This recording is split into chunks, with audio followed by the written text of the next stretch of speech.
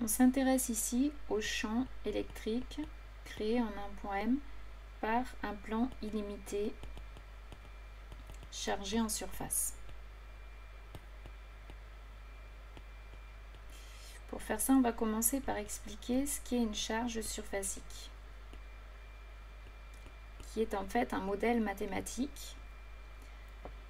Donc l'idée, c'est que la réalité, bien sûr, c'est qu'on a un volume, donc ici de hauteur C et de largeur petit a petit b, qui est chargé donc en volume, avec une densité volumique de charge ρ en tout point. Donc si on veut le calculer, la charge dQ qu'on a dans le volume des taux qui vaut ici ABC, on va avoir la charge dQ qui va s'écrire ρ des taux, c'est-à-dire ρ ABC.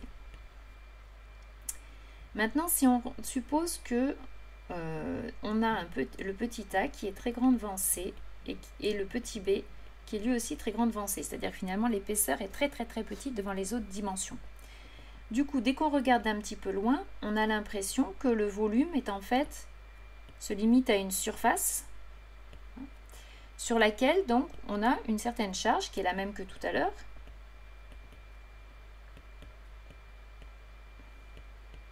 Puisque l'épaisseur en fait a tendu vers 0, ça revient à dire ça, l'épaisseur tend vers 0. Donc évidemment la charge volumique tend vers plus l'infini. Mais on peut se rendre compte que la charge totale, elle, évidemment, elle ne tend pas vers l'infini ni vers 0, c'est-à-dire qu'en fait, le ρ fois C tend vers quelque chose qui est fini, qu'on notera sigma, qui sera justement la charge surfacique, puisqu'effectivement, si on a une charge qui est répartie sur une surface, il est logique d'écrire que la charge, donc la même que tout à l'heure, qui est répartie sur la surface petit a fois petit b, donc cette charge, dQ c'est une charge, AB c'est une surface, donc on a sigma qui va être effectivement la charge surfacique, c'est ce qu'on retrouve ici, donc du coup le ρ C qui tend vers quelque chose de constant qui est sigma. On trouve donc dQ égale sigma AB, c'est-à-dire sigma ds. Donc ça nous permet de définir ici une charge surfacique, c'est sigma, qui est la charge donc par unité de surface sur la surface AB. Sachant donc que c'est un modèle, puisqu'évidemment une surface dans l'espace, dans la réalité, ça n'existe pas. Donc on a toujours un petit volume, même si la hauteur est très faible. Ce sigma se calcule bien sûr du coup en coulombs par mètre carré. Alors à partir de là, donc justement, on va s'intéresser au cas dont on vient de parler, c'est-à-dire donc le plan illimité chargé en surface avec une charge surfacique sigma. Donc on va supposer ici qu'on a l'axe Z qui est vertical et donc l'axe X et Y qui seront tous les deux horizontaux. Donc l'axe X et l'axe Y. Et donc on va supposer que le plan qui est réparti, qui possède une charge surfacique, c'est le plan XY. On suppose que ce plan est infini, donc le plan OXY infini, dans le sens de X et dans le sens de Y, qu'il est chargé avec une charge sigma par unité de surface. Donc, on va s'intéresser dans un premier temps aux invariances, aux symétries. Donc, on va se placer en coordonnées cartésiennes.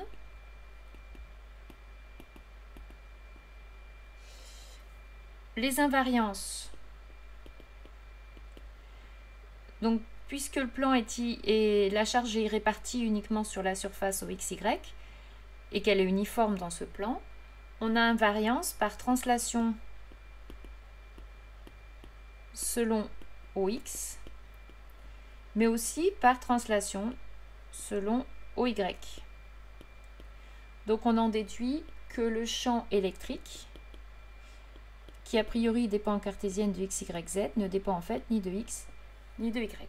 Donc le champ électrique ne dépend que de z. Ensuite, on va s'intéresser aux symétries, donc notamment au plan de symétrie. Donc si on prend un point M quelconque, par exemple ici, on cherche les plans qui contiennent le point M et qui sont plans de symétrie pour la distribution. Donc, on voit que le plan vertical, en fait, enfin tous les plans verticaux qui contiennent M vont être des plans de symétrie. Donc, par exemple, le plan qui passe par M et qui est parallèle à OXZ, donc c'est le plan vertical qui serait donc à peu près comme ceci, hein, est un plan de symétrie puisqu'il transforme la partie droite du plan en la partie gauche. Comme le plan est infini et réparti de façon avec un sigma uniforme, on ne change pas donc la répartition de charge. Donc c'est un plan de symétrie. Exactement de la même façon, le plan passant par M et qui cette fois-ci est parallèle à OYZ, hein, qui est aussi un plan vertical, donc est plan de symétrie. Donc d'après ce que l'on sait, le champ E pour en M appartient à ces deux plans. Donc s'il appartient à la fois au plan OXZ et au plan OYZ, en fait il est parallèle à UZ. Donc on vient de trouver avec ces notions de symétrie et d'invariance que le champ E en un point M est égal à E de Z et suivant UZ. Alors, dernière chose avant de passer au calcul à proprement parler, on va s'intéresser ici à une propriété particulière de symétrie. On va essayer de voir s'il y a un lien entre le champ E de moins Z et le champ E de Z. Savoir si la fonction E de Z, par exemple, serait paire ou impaire. Ce qui n'est pas obligatoire, bien sûr. Mais vu les symétries qu'on a, on va effectivement pouvoir le montrer. Donc, une chose importante à remarquer, c'est le plan O, donc O, bien sûr, est l'origine du repère, OXY, lui, est un plan de symétrie, puisque c'est lui qui contient les charges, en fait. Hein. Donc, quand on fait une symétrie par rapport à ce plan, on retrouve la même distribution de charges. Donc, c'est un plan de symétrie. Donc, on va se placer dans le cas, alors je vais refaire un dessin. On a notre axe Z ici. Donc, notre axe, alors on va dessiner, on va se placer dans le plan ZY par exemple. Donc, Y. Donc, si je prends un point M qui est là, à l'altitude Z, son champ E, on a dit qu'il était suivant UZ, donc E de M va être comme ceci. De la même façon, si je prends le point M' qui serait placé en moins Z ici, le champ E, on a dit qu'il était suivant UZ, donc il va être a priori comme ceci. Maintenant, donc ça c'est ce qu'on sait pour l'instant avec ce qu'on a dit précédemment. Maintenant on va utiliser le fait que OXY est un plan de symétrie. Donc OXY hein, dans ce schéma là correspond simplement à l'axe, on voit simplement l'axe Y. Donc je vais faire une symétrie par rapport au plan OXY. Je refais un dessin. J'ai mon axe Y ici. J'ai l'axe Z ici.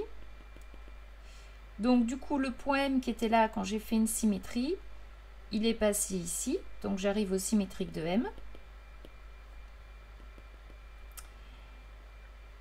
Et quand j'ai fait la symétrie, donc j'ai obtenu le fait que le vecteur E de M qui était vers le haut, sur le schéma de gauche, quand j'ai fait une symétrie, donc le point est venu en bas, et le vecteur E de M donne son symétrique, c'est-à-dire il sera comme ceci, c'est le symétrique de E de M. Donc le schéma de gauche c'est avant symétrie, le schéma de droite c'est après symétrie. Or on a expliqué, on l'a dit juste avant, que OXY est un plan de symétrie. Ça veut dire que quand on fait une symétrie par rapport à ce plan, ça ne change rien au problème. Donc du coup, si je m'intéresse au point M', avant symétrie et après symétrie, je dois avoir le même champ E dans les deux cas. Donc le champ électrique en M' avant et après symétrie, c'est le même. Le champ E avant symétrie, c'était ce que j'avais appelé E de M'. Après symétrie, on a dit que M', c'était symétrique de M, donc c'est le même point. Et j'ai donc dit que le champ E après symétrie, à ce point M', hein, c'est toujours M' en fait ici, il fallait toujours au point qui correspond à l'altitude moins z, donc on est dans le même point de l'espace. Ce point-là, en ce point-là, j'ai le champ qui vaut ce qui est marqué ici, c'est-à-dire symétrique de E de M. Alors, si on regarde nos dessins, symétrique de E de M, ici on voit bien qu'il est dirigé vers le bas et que l'autre et que E de M était vers le haut. Donc ça va être moins E de M. Donc j'en déduis que E de M', c'est E de moins Z. Et E de M, c'est E de Z. Donc j'en déduis que E de moins Z est égal à moins E de Z, quel que soit Z. Donc en fait, la fonction est impaire.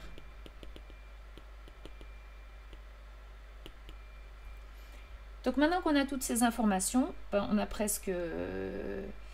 plus qu'à s'intéresser au calcul de E, c'est-à-dire par le théorème de Gauss.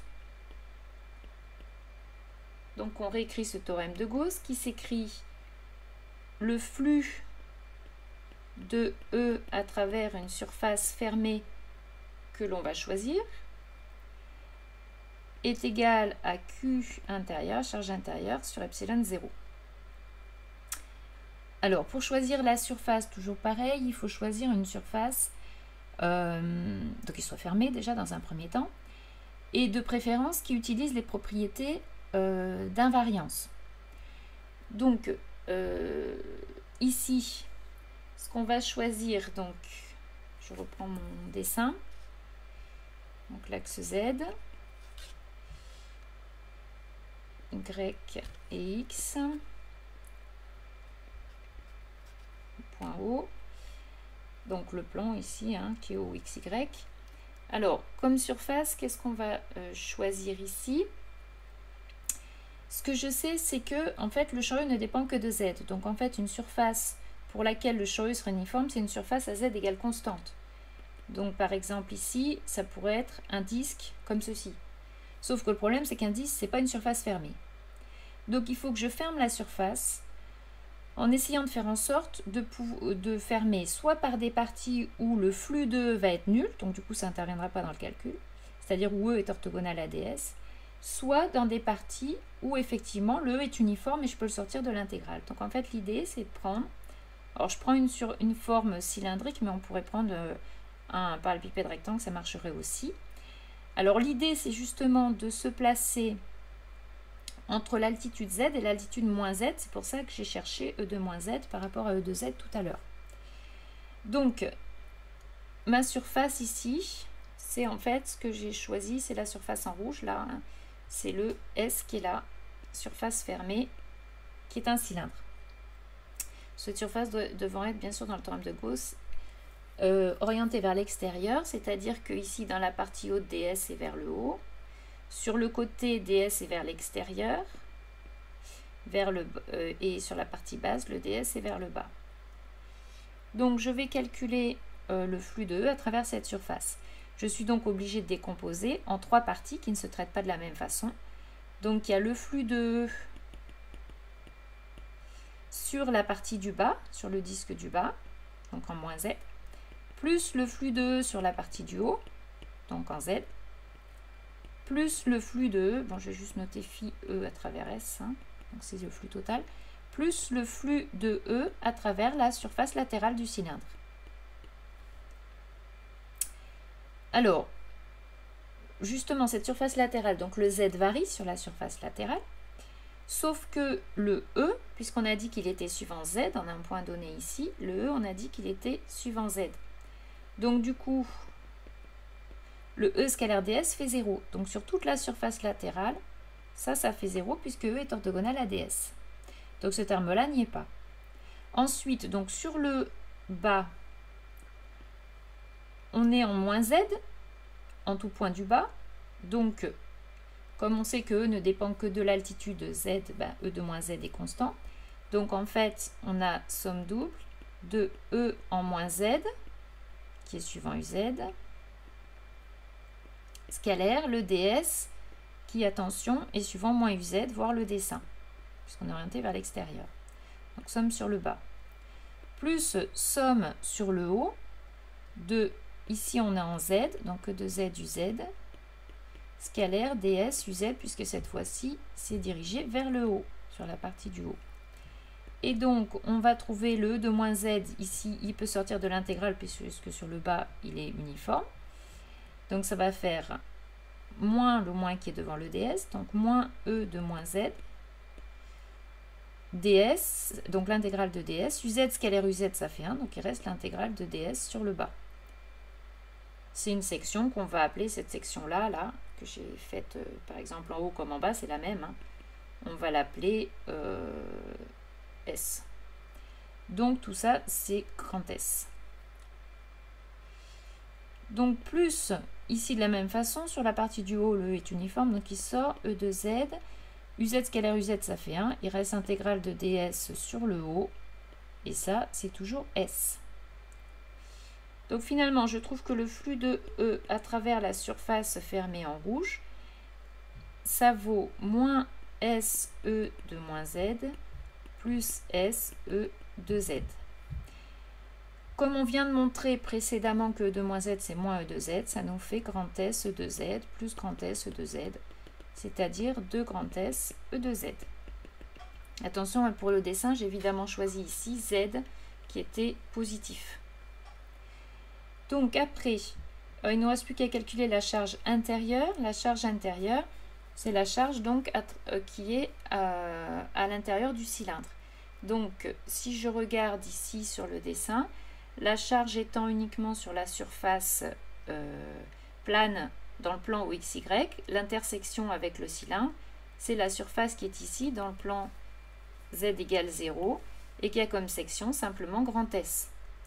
Donc la charge intérieure va simplement s'écrire, donc on l'a dit précédemment, hein, pour calculer une charge sur une surface, c'était tout au début, on écrit que c'est sigma, la charge surfacique, fois la surface, puisqu'ici c'est uniforme, donc ça fait sigma fois S tout bêtement.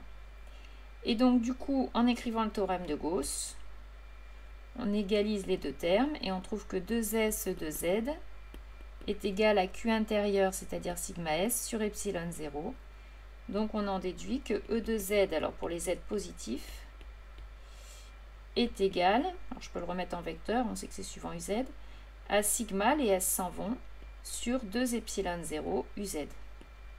Et du coup, bien sûr, j'en déduis tout de suite pour les Z négatifs, puisqu'on a dit que quand on était pour les Z négatifs, bah, E de Z, c'est l'opposé de...